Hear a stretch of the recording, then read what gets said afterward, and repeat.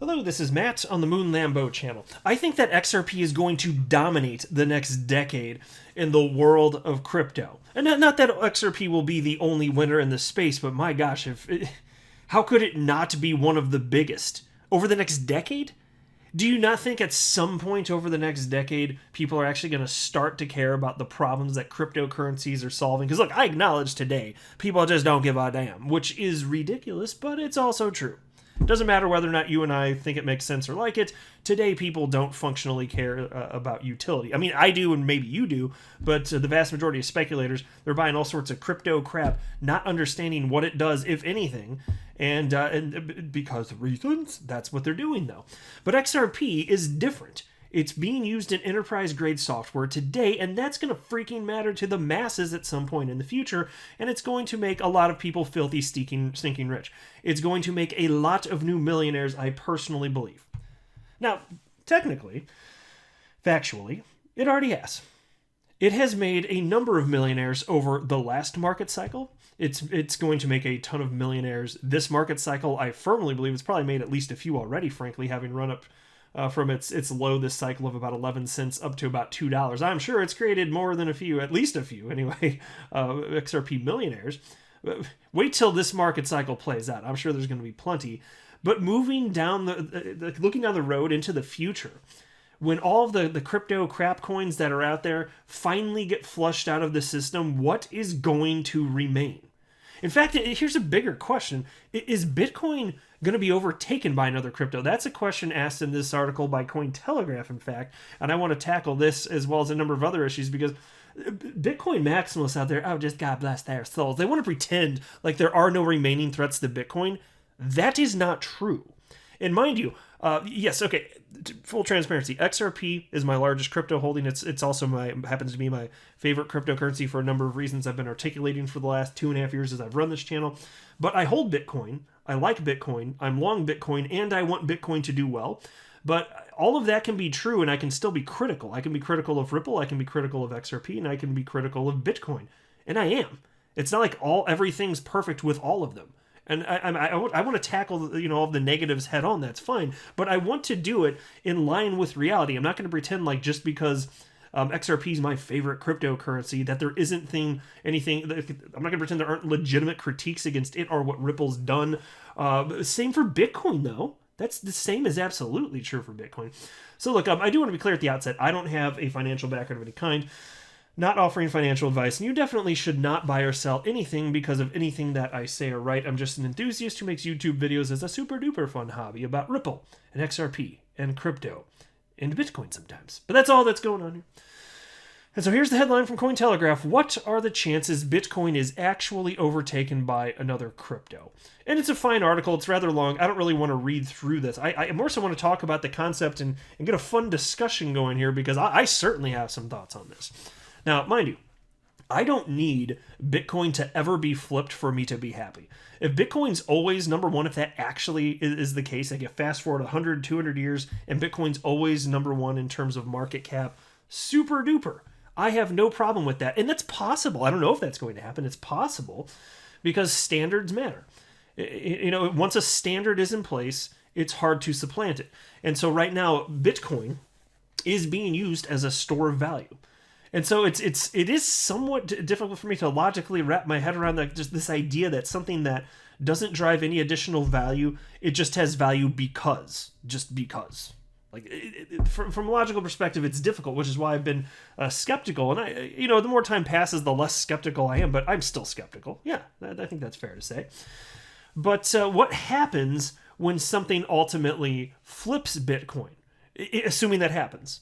Because look, in order for that not to happen, you're going to have to assume that the use case that will ever drive the most value in all of crypto, the use case that drives the most value is store of value. That's it. There isn't any other use case that could drive more actual value. Because ultimately, even though fundamentals don't matter today, they will in the future. And so if more value is being driven by a different problem being solved, the money's going to follow there to a greater degree, right? So follow my logic. If the money follows in a greater degree to a different crypto as a result of the greater problem being solved, then Bitcoin can be flipped. What if Bitcoin is flipped, though? What would functionally happen? Well, take a look at this. Here's a piece titled "Bitcoin Will Die the Minute an Altcoin Flips It," Cardano founder says. This is worth talking about. And I don't know if it's going to happen the minute, but it is a legitimate thing to discuss here, because think about this. If Bitcoin loses its value, and think about it, if you were jumping into the cryptocurrency space, any other cryptocurrency that's solving a problem, you can purchase it if you just want to. If you're a person or an institution or a publicly traded company, you can purchase any number of cryptos, whatever you want to purchase. And if it's solving an actual problem, that's what I believe is going to result in it having staying power, right? And so if it has staying power, might people invest in a cryptocurrency like XRP that looks like, at least for now, it's going to have staying power because it's used in enterprise grade software. It's solving a real world problem. XRP is a bridge currency. There are a bunch of other use cases too.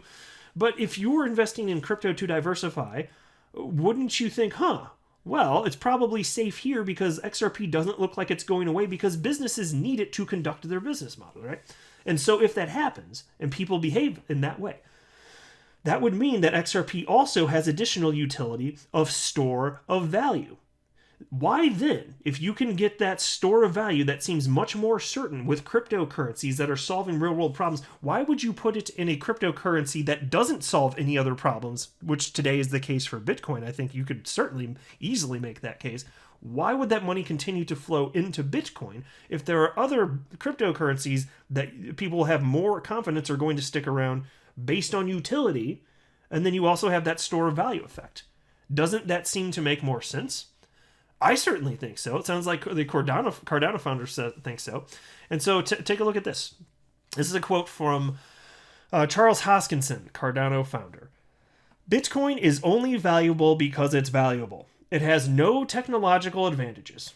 In fact, it's the least advanced of all cryptocurrencies, the least futuristic. There is no reason for it other than the fact that it exists." End quote. Bravo, Charles. Yes, indeed. And so that's been one of my critiques the whole time I've been in the space, which is 3.5 years.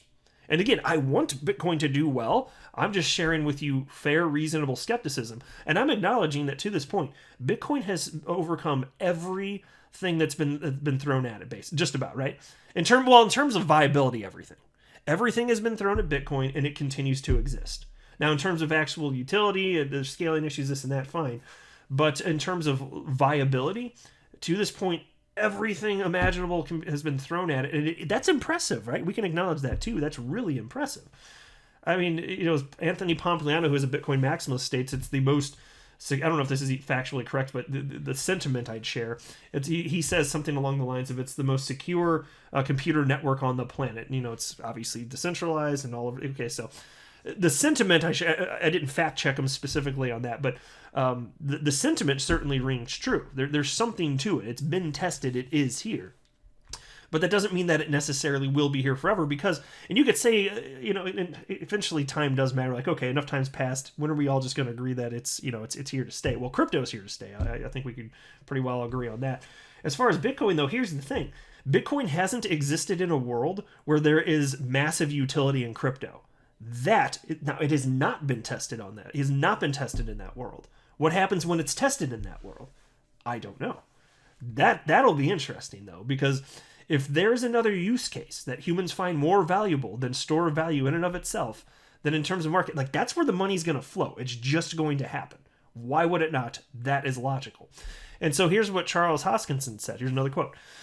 And he's talking about Bitcoin here. "The minute that it gets flipped by another cryptocurrency, unless they can find a way to innovate again, Bitcoin will die because there is no reason to hold it over its neighbors." Ding, ding, ding. See, that logically makes sense to me. And so we haven't seen it in the market for the whole 12 years roughly that Bitcoin and other cryptos also have existed. So it hasn't been tested there because most people they're not putting money where they think the real problems are being solved by and large.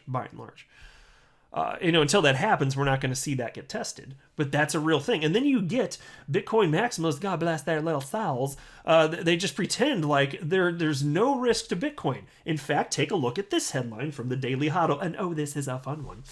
"Bitcoin will dominate 21st century, has zero threats to existence." That's from Michael Saylor. And I like Michael Saylor. I think he makes a ton of sense on all sorts of things. But to say that there are no threats to Bitcoin, I don't believe that's in line with reality. I don't think that makes sense. I think that look, I'd agree with him on most of the points that he's made. There are so many areas where Bitcoin's been critiqued and it's been tested in sufficiently where I'd say, yeah, that's not going to be a problem. You know, pick a topic, it would be a fun conversation. This video could go on forever and all those things. But it's not getting used for anything else, and so things could change. Whereas you look at like XRP, though, which is functionally being used today, and as far as the position of it, you know, as a bridge currency, there is no other solution that humans have devised. So why would it stop working? If XRP stops being adopted for that use case, it'll be because of something that nobody's thought of yet. I don't know what that would be, but it would have to be something that nobody's even perceived yet, because there is no other solution, and it's already working functionally today. So I just, and think about it, it's solving a multi-trillion-dollar problem. One of the numbers that is in my head right this second, I think this is the most recent, it might not be the most recent number, but it was estimated that there's $5 trillion in global international flows, money flows, just the world of $5 trillion. And so that's the scale. That's the scale of the problem that Ripple's seeking to solve, utilizing XRP as a bridge currency. And of course, when you're moving money around the planet, it's not the case that you need XRP as a bridge or in between transactions. If you're just moving money from one account to another, and it's not converting from one fiat currency to another. But you know, that's why we're talking about XRP specifically as a bridge in the instances where that is not what's happening. $5 trillion per day. And look, Bitcoin is getting attacked too. Look at this. Here's a article from XRP community member Bon Crip. He sent this to me in my Twitter inbox, and thank you very much, Bon Crip XRP. I very much appreciate you sending this my way. Gold is 5 times less carbon intensive than Bitcoin, Skarn associate says. Think about that. So in terms of store value, like you see that the Bitcoin's being attacked. Now it gets even worse than that though. Take a look at this. Here's another headline.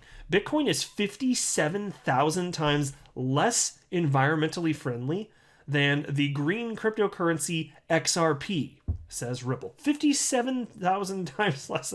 And so look, whatever you think about that, like, Bitcoin's being attacked. And in fact, even from political figures, let me highlight this too. And look, I'm not getting political, so don't make assumptions about where I lie politically, and I'm also never going to preach to you anything about politics. That's not what this channel is about. But just don't make assumptions about me either. Senator Elizabeth Warren, look at this, from Crypto Media Outlet U Today. Bitcoin's environmental impact is real issue, says Senator Elizabeth Warren. And here's a quote. I also think with Bitcoin and with other cryptocurrencies, I think there's a real issue about the environmental impact as well. This whole notion of how much energy is consumed just to keep the currency going, end quote. And so this is just another thing. It's always going to be attacked on this front, right? Probably. I mean, you could, if you find some sort of infinite source of energy, and people say, oh well, if it's just 100% renewable, well, I don't know if that's realistically ever going to happen. And even if it did, there's still a better way to do things. So there's still arguments against it. Like, it doesn't really make sense. not really. There's a better way to do things, but that's what we have. And so that's what we're working. Like, there are critiques against it. There are reasons that this could go horribly wrong. And I'm not saying that it will. And actually, I'd prefer that it not go horribly wrong. I'm just speaking openly and honestly about this. But then, so you compare that to XRP, and I'm just sitting here thinking, my gosh, it's functionally being used. Like, there's over 8,000 currencies on the planet. Almost none of them do anything.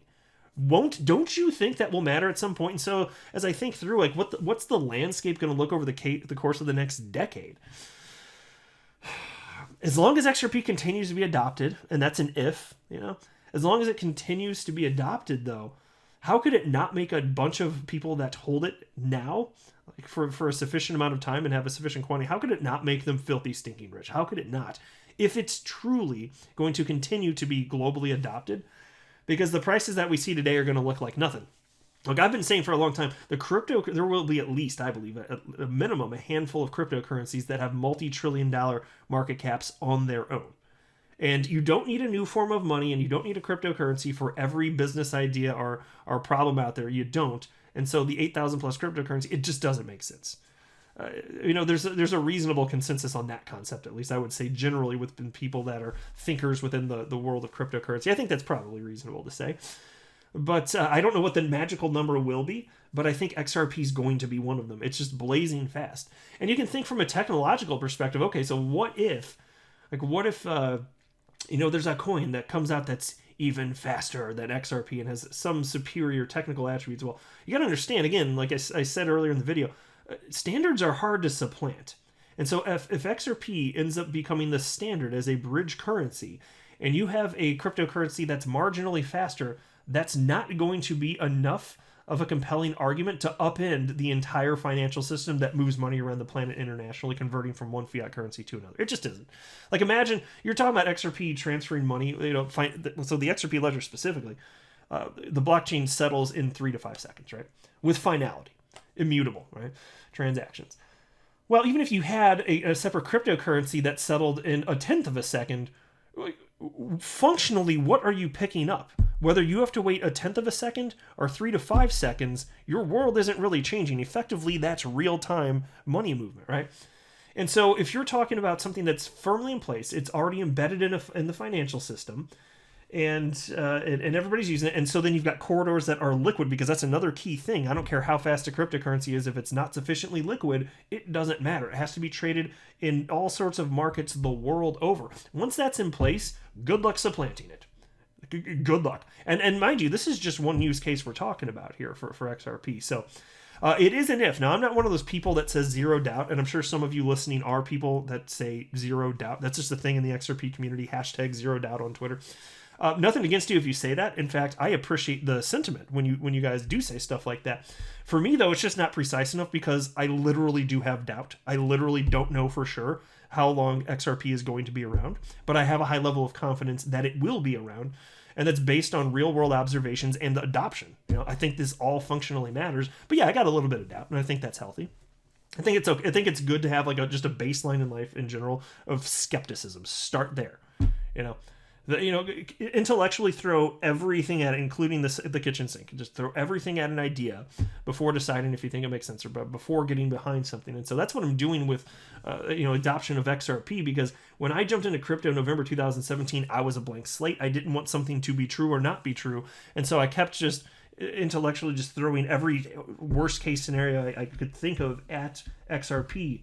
And I just, through all of them, I just thought, yeah, there's no way to know for sure, but my gosh, I don't think it's likely that XRP is just going to go away. And in terms of solving the cross-border payments problem, my gosh, you need a bridge currency that is technologically sufficient, decentralized, and has an open market price.